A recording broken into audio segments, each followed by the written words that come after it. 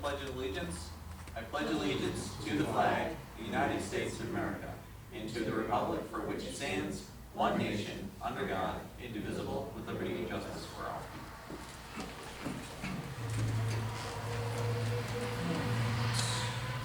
Good evening, everyone. Hope this finds you well.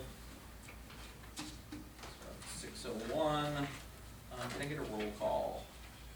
Michael Cashman. Present. Thomas Wood. I'm here. Meg Bobbin. Here. Barbara Hebert. Here. Charles Costick. Here. James Coffey. Here. And Catherine Colucci. I'm here. Is there anything for public comment this evening? Seeing nothing, we're going to move forward. I just want to give you a little bit of an update. Last night, this whole week has seemed to have run right into each other, but last night we had a Clinton County Supervisors Association meeting. We have been using those meetings to support the ongoing conversation about shared services. And I know that we've talked a little bit about this ongoing effort to continue a dialogue about advocating for a study. I think it's important to note, huge asterisks, a study as it relates to EMS services as it relates to some type of county-wide system.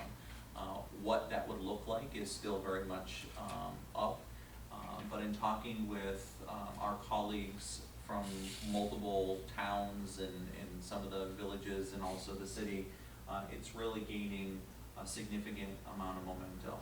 And so I'm going to be putting out follow-up communication to those folks, asking them to really give kind of a strong sense of where everybody stands by the end of July. And I think that will give a good sense. Meg actually reached out to me earlier today, and sometimes it's funny that some topics just happen to present themselves. And there were some state legislators that have advocated for a statewide task force as it relates to EMS services, and I think particularly rural communities too. So, I mean, this is one of those topics that's not going away, and I think one of the areas that the town of Plattsburgh does excel in is the idea of planning, and plans can be recalibrated and plans can be worked into many different things. There is actually a lot of good stuff that's occurring in the county, but there is a patchwork. And we just need everybody to understand what's going on. So I will keep you up to date on that, and hopefully we can see that move forward. Any questions? Did they discuss smaller electric grids and the fact that we might get some power from some of these new projects that come in? No, we didn't. I can tell you that we met from about 5:30 to almost 8 last night, and really had some good conversation about that particular thing. So, and shared services is not a new thing. Let's be honest, right? Shared services goes back to the original handshake in a farm field, right? It's like, can I borrow this piece of equipment? If you can borrow this piece of equipment and help people out, it's a buzzword, that state government has kind of created in a way. But we've been doing shared services, and we'll continue to do it. We're just trying to find a way to codify some things, but more importantly for EMS, the shared services extends beyond anything to efficiency. An idea would say it almost follows our water capital plan of health and safety, sustainability, and also in an area of economic development, or economics of can we make sure that people have that level of service that people come to expect in a community that they want to move into, right? It's not just health and safety, it's like that extra layer of, where do I want to bring my business? If I have to wait an hour or more to get that type of service, it can be concerning. So, all right, we'll jump right down into some draft material. I'm going to go through drafts and then I'll pivot into one item that I believe a couple of council members want to bring to the table for consideration. So there are draft minutes, draft monthly reports. There is also It will be for retirement for Patricia Baker, an account clerk that was coupled with some actions from last week. And then there is a reclassification for Nikki Martin. This, again, is a reclassification that extends back a couple of years to when we did the salary calibration study. We were advised by Ronnie Travers, who is our hired HR specialist, that there were maybe 3, I believe, in total positions that would need some further examination. Nikki's was one of them. I did want to let you know that I will be bringing another resolution. I apologize, it didn't make it into this batch. We did include in the last employee handbook, but we codified it with the Planning and Community Development Department with an individual resolution to change that department's name to basically the business office, because that office does more than just accounting. It does a little bit of HR. It does, so I'm gonna have a resolution before you next week that will basically change the name. It doesn't do anything other than, more internal organization and stuff like that, unless there's any objections. Well, now we won't know what's called Pat and, Well, my business. He's always been a business Yes. manager, right? Well, finance manager, but again, Ronnie's recommendation, and to her credit, has been try to again use language that is in similar areas and things like that, so people understand it. If I need a particular office, if it's HR, if I'm looking to do a background check on a former employee, most people are going to say, oh, it's probably the business office than the accounting office and stuff like that. Yeah, payroll. Yep. Okay. There is also a secret determination for the 2021 zoning ordinance and map amendment. And then there is the zoning ordinance and map amendment for the town of Plattsburgh. That is the updated bulk information. Trevor had me give it to you just before the meeting today because he's been diligently working on it. It's been a lot of work. I know he was in conversation with Jim earlier today. Again, those items, none of those are being acted on today. This is just some draft material. And those last 2 items directly relate to basically our smart growth plan, okay? So with that, to go backwards, I would request that we read Resolution 97, a request for new vehicles, 3 highway and 2 water and wastewater.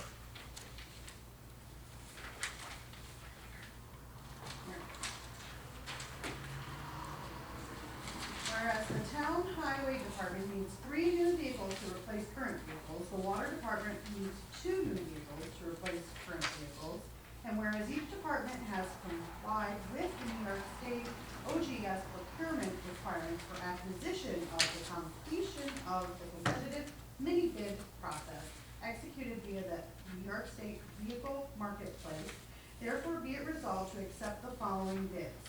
Highway, Van Bortel, quantity 2. You want me to read all those details of each vehicle? I can. Sure. 2022 Ford F-250 XL, regular cab, 4-wheel drive, 8-foot box, 152 wheelbase, with Fisher plow at $37,490.26, totaling $74,980.52.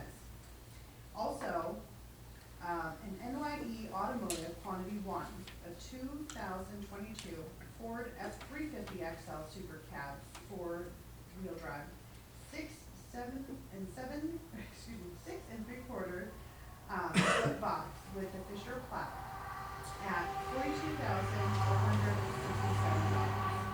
The Water Department, the Van Bortel Quantity 1, 2022 Ford F-250 XL Super Cab 4-wheel drive 6 and 3/4 box, 148 wheelbase with Fisher plow at $40,826.63.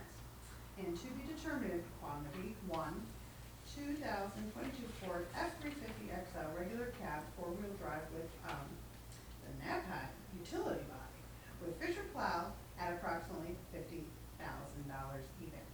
Pursuant to the New York State Office through the General Services Standards and Purchase Group contract, it is further resolved that the town board does hereby grant permission to purchase the above vehicles, and a copy of this resolution be given to the highway superintendent, water wastewater director, and finance manager. Thank you. Is there a motion to begin discussion? So moved. Costick, is there a second? Seconded. Hebert, any discussion? Just that it's not every day we have the former finance manager of a Ford dealership No relation. No relation. reading these details so expertly. Yeah, those were not connected to this. I'm just talking about how Yeah. well she read it. Thank you very much. You're welcome. I channeled my automotive voice for that. I hope you appreciated that. I didn't realize there was an automotive voice. Well, there is now. I just labeled her. Little commercial voice. You know, Michael said once that, pause is not necessary. What did you say, Michael? It's a long day. No, Is- no is a pause to yes. Thank you very much. Sorry about that.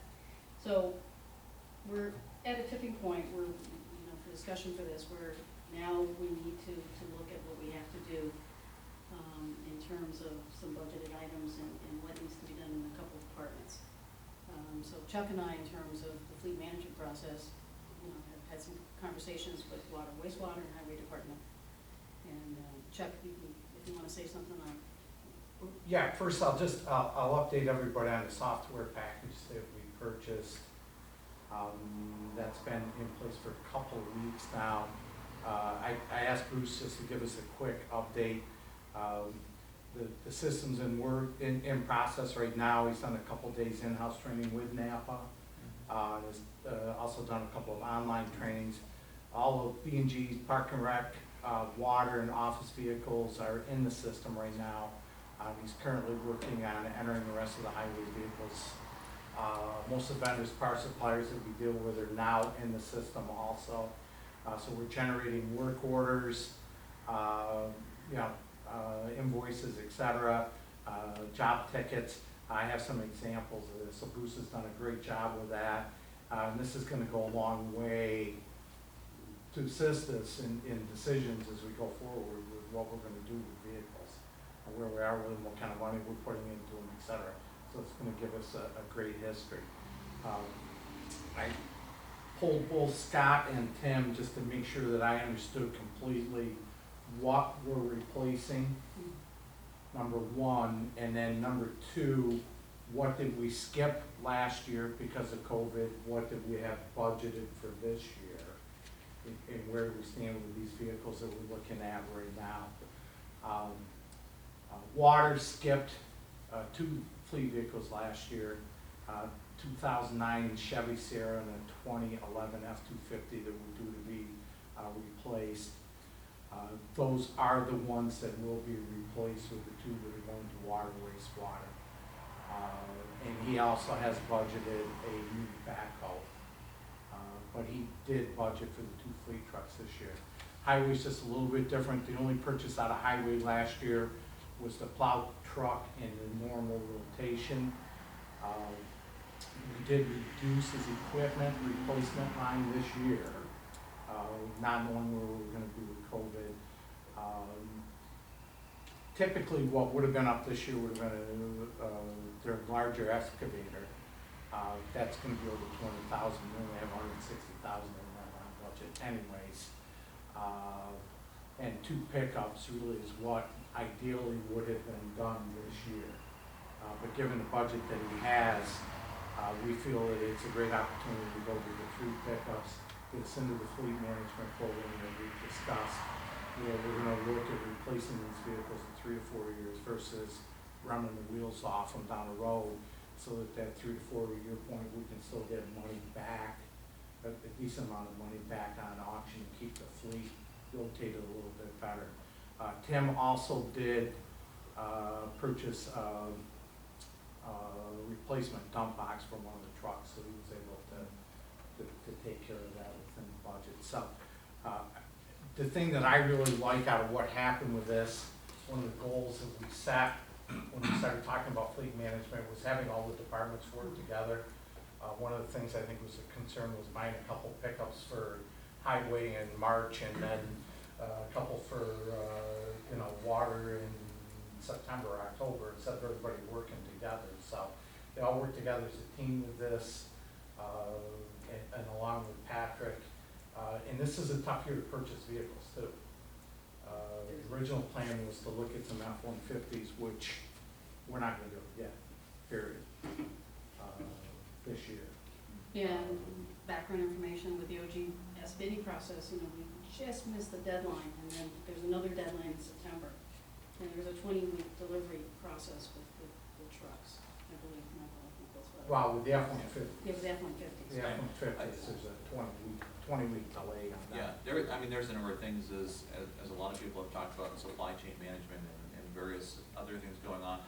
I just want to address part of the comment that Barb made, just to put it in the context of the public, is last year when we were preparing our budget, we had a very open and honest conversation with every department head, and it focused around two things. One was, we always use basically a zero-based budget model, is where can we position ourselves to be in the best position financially, given the fact that we're having to play the weather, person a little bit. Partly cloudy and partly sunny are the same thing, but it's, how you view it. Are you optimistic, or are you a little bit more gloomy in it? So what we said to folks is there's a very good chance that we can make some of these purchases going into this fiscal year, but we needed to get through the first quarter, okay? And that's really what we did, is we first wanted to make sure that we got through the first fiscal quarter to see what trends may be developing. And I would dare say that in doing our audit and having a conversation with them, they remarked that they were elated at the town's approach by really putting a plan together that could, again, be that word recalibrated, because there were some stressing factors out there that we didn't know what the impact could be, right? COVID-19 itself, impact on sales tax, the Canadian border being closed, et cetera, et cetera. So, as we begin to, get further into the year, and that's why I want to thank you two, is to take that next part of the plan to say, okay, it looks like things are developing in a way where we can make these purchases, but then how do we dial in such a way that we make it still responsible, and set ourselves up in a position for the long-term stuff. So. Yeah, and I think the departments really try hard to, especially during COVID-19 and post the journey now, is really looking for ways to save, dollars, for our taxpayers. I mean, the dump box is an example. I think that Tim found one for a really good price in the town of Saranac. Yeah. So, they're looking for ways during times like this to try to save. Just one other piece too, with these purchases, with the plows that are on them. Just about all of them have them. Through discussions with Bruce, Scott, Tim, what we used to do in the past was we try to keep the plow and then try to put the plow on the next vehicle, maybe just replace the vehicle, keep the plow, which really has become a headache, because you're trying to adapt the plow to fit on a different truck, so you have to buy the various pieces to do that. You may end up having to have a new wiring harness, etc. The fleet plan going forward is, when we send these trucks out for disposition, when we send them out for auction, they're gonna go with the plow, and the replacement truck we buy is gonna be purchased with the plow. So we're gonna get the money back out of it going out with the plow anyways, get it back, but instead of trying to retrofit this to a different vehicle with harnesses and everything else, everybody feels that this is the absolute best route to go with it. And it gets you a better price at auction than the auction block minimum. Are there any other vehicles that are being considered through fleet for this, and not in this particular resolution, but are there any other? Now, we took a brief look at potentially replacing one in codes, but the F-150 thing kind of pushed that off the rails. We're gonna have to go to next year with that, but, you know, we may have to, very well may have to do two there, but, we just felt it best. The F-250 really is too much truck for what they're, Yeah. what they're doing, so, yeah. You might have already mentioned it, but originally the highway had, a 150. Yes, they did. Instead of a 250, then they had a 150, a 250, and a 350. And the 150, they sold, it was not in great shape anyway, but they sold that, expecting to replace it. I think it's really important that we are replacing it with the 250, so that so that they can haul what they need to haul for the trailers, because they said they were trying to haul it with 150, but it really wears down quickly. Yeah. Any other item for discussion?